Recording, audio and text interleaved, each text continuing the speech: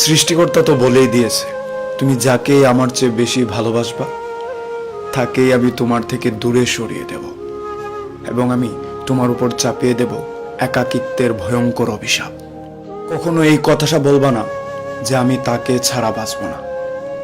তাহলে আমি তাকে ছাড়াই তোমাকে পৃথিবীতে বাঁচিয়ে রাখবো, এবং তোমার সব আবেগ আমি কেড়ে নেব, এবং সামনের দিকে আমি তোমাকে এগিয়ে নেব। তুমি দেখো না, ঋতু ক্রমধারায় কি সুন্দর করে বদলে যায়। ছায়া দেওয়া গাছটাও একদিন শুকিয়ে যায়, ধৈর্যও একদিন হারিয়ে যায়। কিন্তু তোমার সৃষ্টিকর্তা প্রচণ্ড ধৈর্যশীল। তিনি ঝরে যাওয়া গাছের ঢাল থেকেই আবার সবুজ পাতা জন্মায়। তুমি কি দেখো না তোমার স্রষ্টার এই নিদর্শন? যে মানুষটাকে তুমি তোমার জীবনের অংশ ভাবতে, একটা সময় সেই মানুষটাই তোমার মন ভেঙে দিয়ে চলে যায়। বন্ধু পরিণত হয় শত্রুতে, আবার শত্রু পরিণত হয় বন্ধুতে। তোমার সৃষ্টিকর্তার এই লীলা খেলা কি তুমি বুঝো না? তাই কখনো এইটা বলো না যে আমি তাকে ছাড়া বাঁচব না, তাহলে আমি তাকে ছাড়াই তোমাকে পৃথিবীতে বাঁচিয়ে রাখব। তুমি ভাবো এইটা হবে না, কিন্তু পরক্ষণেই সেটা হয়। তুমি ভাবো তুমি পড়বে না, অথচ তুমি পড়ো। তুমি ভাবো তুমি বিস্মিত হবা না, কিন্তু আচমকাতেই তুমি বিস্মিত হয়ে যাও রোজ। এর মধ্যে সবচেয়ে বিচিত্র বিষয় কোনটা জানো? তুমি বলো তুমি মরে গেছো, কিন্তু তোমার সৃষ্টিকর্তা তোমাকে বাঁচায়।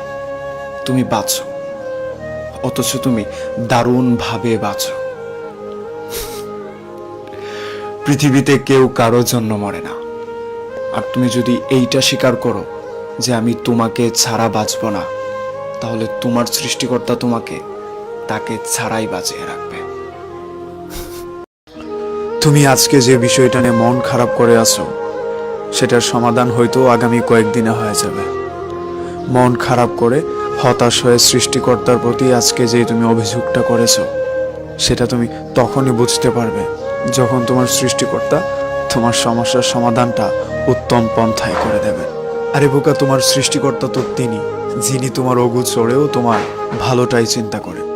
তুমি একটু ভালোভাবে চিন্তা করে দেখো তো, তোমার সৃষ্টিকর্তা তোমার উপর কতটা রহম করেছেন। তোমাকে পৃথিবীতে পাঠানোর আগেই তোমার মায়ের কাছে তোমার খাবারের ব্যবস্থা করে দিয়েছেন। তোমার সৃষ্টিকর্তা কতটা রহস্যময় তুমি জানো না? বসন্ত এলে তিনি গাছ থেকে পাতাগুলো ঝরিয়ে গাছকে একেবারেই শূন্য করে দেন, আবার শরতের শুরুতে কাশফুলে সব ভরিয়ে দেন। তিনি তোমার সৃষ্টিকর্তা, যিনি বর্ষা শেষে সবুজের মাঠ চিরে খাদ্য শস্য উৎপাদিত করেন তোমাকে খাওয়ানোর জন্য। তুমি একটু ভালো করে অবলোকন করে দেখো তো, তিনি সমুদ্রের বিশালতা জুড়ে সৌন্দর্য আর ভয়াবহতাকে কেমন একাকার করে দিয়েছেন। তিনি নদীর তীর ভেঙে চর ঘোরেন, আবার চর ভেঙে নদী। মেঘ ভেঙে বৃষ্টি ঝরান, আবার বৃষ্টির পানি থেকে মেঘ বানান। তিনি আসলেই ভাঙ্গা গড়ার কারিগর।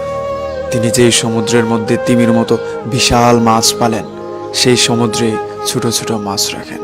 বনের ভেতরে বাঘ আর সিংহকে রেখে সেই বনের মধ্যেই হরিণকে জন্ম দেন। কখনো হতাশ হয়েও না, তোমার সৃষ্টিকর্তা আসলেই ভাঙ্গা গড়ার কারিগর। তিনি তোমাকে দুঃখ দেবেন, কষ্ট দেবেন, না পাওয়ার তীব্র যন্ত্রণা দেবেন। তারপর যখন তুমি ধৈর্যশীল হয়ে উঠবে, তখন দেখবে তোমার সৃষ্টিকর্তার দায়িত্ব নিয়ে তোমাকে একটা প্রস্ফুটিত ভোর দিয়ে জীবন রাঙিয়ে দিয়েছে। কারণ তিনি আসলেই রহস্যে ঘেরা ভাঙ্গা ঘরার কারিগর। যেই জিনিসটা আপনার গতকাল ছিল, সেই জিনিসটা আজকে নেই। যে জিনিসটার জন্য গতকাল সৃষ্টিকর্তার দরবারে আপনি হাত তুলে মোনাজাত করেছেন, চোখের পানি ঝরিয়েছেন, সেই জিনিসটা আজকে আপনার নাই বলে সৃষ্টিকর্তার দরবারে শুকরিয়া আদায় করছেন। যে বন্ধু বান্ধবদের জন্য গতকাল আপনার ভীষণ রকম কষ্ট হয়েছিল, আজকের দিনটা তাদেরকে ছাড়াও আপনার হাসি খুশিতে কেটে যাচ্ছে। যে ভাই ব্রাদার বন্ধু বান্ধবদেরকে আপনি কখনোই ভাবেননি যে হারাবেন, তাদের মধ্য থেকেও কয়েকজন রোড অ্যাক্সিডেন্ট ক্যান্সারে আক্রান্ত হয়ে মারা গিয়েছে, তাদেরকে ছাড়াও আপনি বেঁচে আছেন। যে মানুষগুলা গতকাল মাটির উপরে দাম্ভিকতা দেখিয়েছে, সেই মানুষগুলাই আজকে মাটির নিচে কবরস্থানে শুয়ে আছে। যে মানুষগুলা ভেবেছিল আগামীকাল আমি একটা সুন্দর দিন অতিবাহিত করব, সেই মানুষগুলার অস্তিত্ব এখন পৃথিবীতে টিকে নেই। আপনি যার কথা ভাবছেন সে আজকে আছে, আগামীকাল থাকবে এমন কোনো গ্যারান্টি নেই। একটা সময় রোজ যে মানুষটার নিয়ম করে খোঁজ নিতেন, সেই মানুষটার সাথে আজকে আপনার যোগাযোগ নেই, বিচ্ছিন্নতা সৃষ্টি হয়ে গেছে।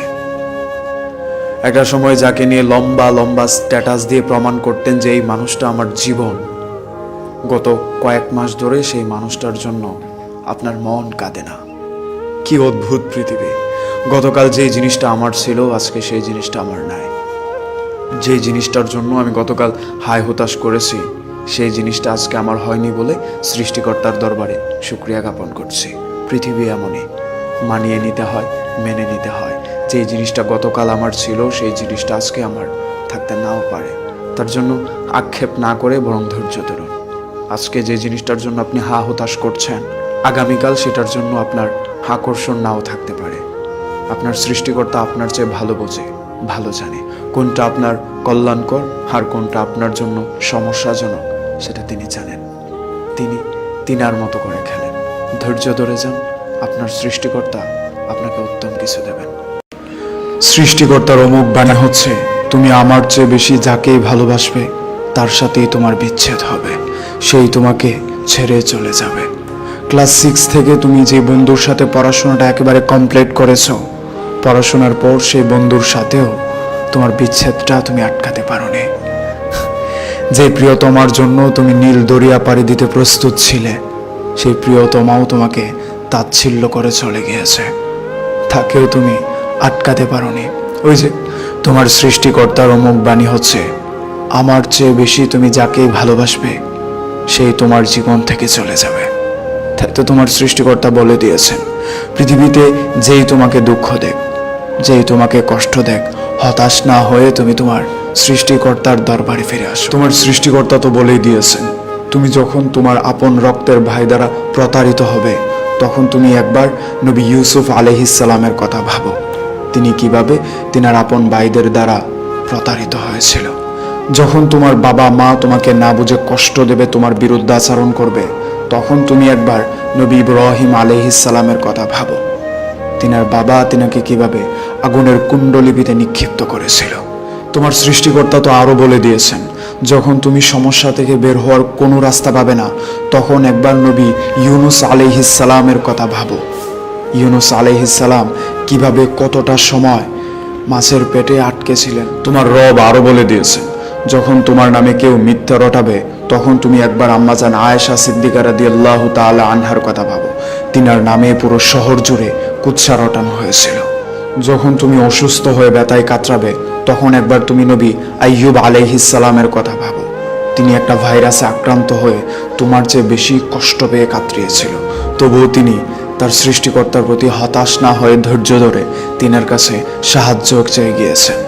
শেষ পর্যন্ত তিনিও সৃষ্টিকর্তার সাহায্য পেয়েছেন। তোমার সৃষ্টিকর্তা আরো বলে দিয়েছেন, দিনের ব্যাপারে কোনো, ধর্মের ব্যাপারে কোনো প্রশ্ন করবে না।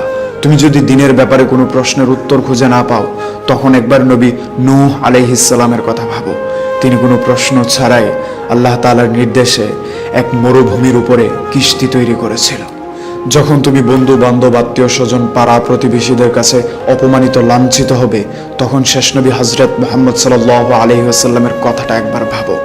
তিনি আত্মীয় স্বজন যারা যা অপমানিত লাঞ্ছিত হয়েছে, পুরো মক্কার মানুষের দ্বারাও তা হয়নি।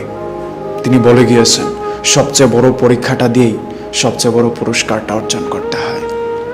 তোমার সৃষ্টিকর্তা যদি তোমাকে সবচেয়ে বেশি ভালোবাসে তাহলে তোমাকেই সবচেয়ে বেশি পরীক্ষার মধ্যে ফেলবে, সবচেয়ে বেশি কষ্ট দেবে, সবচেয়ে বেশি যন্ত্রণা দিয়ে সবচেয়ে বড় পুরস্কারটা তোমার সৃষ্টিকর্তা তোমার হাতে তুলে দেবে। হে আমার সৃষ্টিকর্তা, আমাকে তোমার কথা মনে করা, তোমার প্রতি কৃতজ্ঞ হওয়া এবং তোমার ইবাদত করার সর্বোত্তম তৌফিকটা দাও। আমাকে তুমি আজকের এই শুক্রবারের ওসিলায় মাফ করো। সেই চাহিদাগুলাই একদিন আপনার সৃষ্টিকর্তা পূরণ করে দেবে, যে চাহিদাগুলো চাইতে গিয়ে আপনার চোখের জলে বুক ভেসে গিয়েছিল।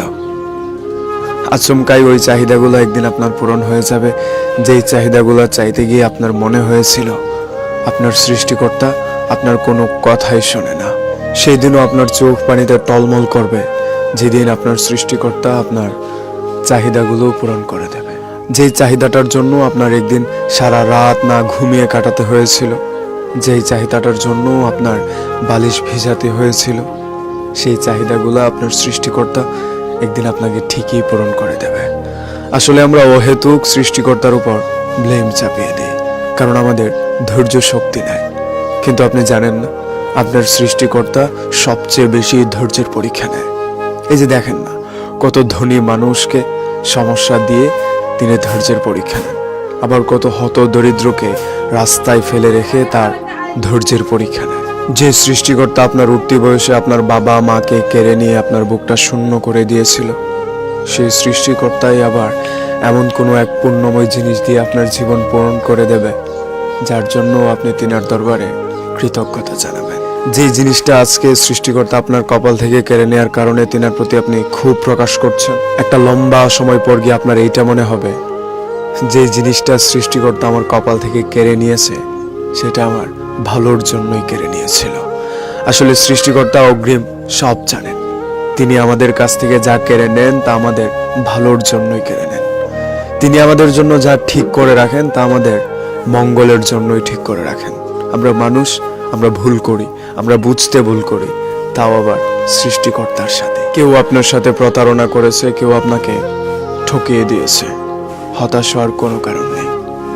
একটু আশ্বস্ত হয়ে সৃষ্টিকর্তার দরবারে সিজদায় পড়ে যান।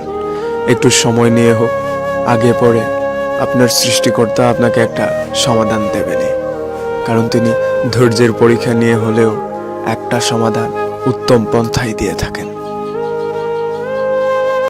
তাওবা কিংবা রিহ্যাবিং, এই বিষয়টা আমরা চাই না কে কে বলেন তো? আমরা কে কে চাই না যে আমার জীবনে আরেকটা সুযোগ আসুক, যে ভুলটা আমি এখন করেছি এটা নেক্সট টাইম আমি আর করতে চাই না। ক্লাস 10-এর পর বাবা মার সাথে পাগলামো করে পড়াশোনাটা যে বাদ দিয়েছি, ইস, চান্সটা পেলে আরেকবার পড়াশোনাটা করতাম। ইন্টার কমপ্লিট করার সময় যে সাবজেক্টটাতে আমার রেজাল্ট খারাপ আসছিল, আর একটু ভালো পড়াশোনা করলে ওই সাবজেক্টটাতে ভালো একটা রেজাল্ট আসতো। একটা সুযোগ যদি পেতাম। ছোট সময় আপনার বাবা মা আপনাকে দায়িত্ব জ্ঞানহীন ভাবতো, এখনো সেমটাই ভাবতেছে। আপনার মহল্লাতে ছোট সময় আপনার কোনো ভ্যালু ছিল না, এখনো নাই, কিন্তু আপনি চাচ্ছেন এই জায়গায় আপনার একটা ভ্যালু তৈরি হোক, সমাজের মানুষ আপনাকে মূল্যায়ন করুক, আপনার বাবা মা আপনাকে একটু গুরুত্ব দেয়, একটু দায়িত্ববান ভাবুক। যে পাগলামোটা করে একটা সময় আপনি আপনার গুরুত্বপূর্ণ কাজটা ছেড়ে দিয়েছিলেন, সেই কাজটার জন্য এখন আপনি আফসোস করেন না? ঠিক তেমন ভাবে আমরা প্রত্যেকে লাইফে একটা রিহ্যাবিং চাই। আপনি ফ্যামিলির কাছে, সমাজের কাছে ডেসপারেট হয়ে যাবেন। এদেরকে আপনি কোনোভাবেই কনভিন্স করাইতে পারবেন না যে আপনি ওই জায়গাটায় একটু পুনঃসূচনা করতে চাচ্ছেন। ছোট সময়ের ছোট একটা ভুলকে ধরে এখনো সমাজের মানুষ আপনাকে খোঁটা দেয় যে তুমি ছোট সময় এই কাজটা করছিলা। ওই জায়গাটা সবাই আমরা রিকভার করার ট্রাইটা করি। ঠিক তেমন ভাবে আজকে এমন একটা রাত যেখানে কিছু একটা চাওয়া চায় নিজের পরিবর্তনের জন্য, নিজের পরিমার্জনার জন্য। তবে এখানে ডিফারেন্স এটা হচ্ছে, সৃষ্টিকর্তা এমন একজন তিনি হচ্ছে আপনাকে রিহ্যাবিং এর চান্স হয়তো দেবেন না, কিন্তু নেক্সট টাইম এই ভুলটা না করলে আপনাকে সাজাটা দেবে না, আপনাকে খোঁটাটা দেবে না, আপনাকে পেছনের জিনিস নিয়ে খোঁচাবে না। এটা হচ্ছে সৃষ্টিকর্তার অন্যতম গুণ। তিনার কথা হচ্ছে তুমি একটা কাজ করেছো, সেটা ভুলে যাও, সেটা শুধরে নাও, ফিউচার আর কইরো না। সেজন্যই আজকে এমন একটা রাত যেখানে সৃষ্টিকর্তার কাছে মন খুলে কিছু জিনিস চাওয়া যায়। একটা রুটিন করে নিতে পারেন আপনি আজকে রাতের জন্য, আজকে কি কি করতে পারেন। আপনি চাইলে আমি বলে দিতে পারি, আপনার রুটিনটা এরকম হতে পারে, আজকে কদরের রাতে রাত 10টার পর থেকে বন্ধু বান্ধবদের সাথে আড্ডাটা একটু কমায় দেন। 1 নম্বর এই কাজটা করতে পারেন। 2, বেশি গরম লাগলে গোসল করতে পারেন, পরিষ্কার কাপড় পরিধান করতে পারেন। 3, সারা বৎসরও তো কোরআন শরীফ পড়েন না, এটা সত্যি পড়েন না, আজকে রাতে একটু ট্রাই করতে পারেন। বেশি বেশি নফল নামাজটা আজকে পড়তে পারেন। সারা জীবন আড্ডা কাছারি হয়, আজকে রাতে বন্ধু বান্ধব মিলেই পড়তে পারেন। এটা আমার বয়সী ছেলেপেলেদের জন্য আমি বলতেছি, একটু ট্রাই করতে পারেন আজকে নফল নামাজ।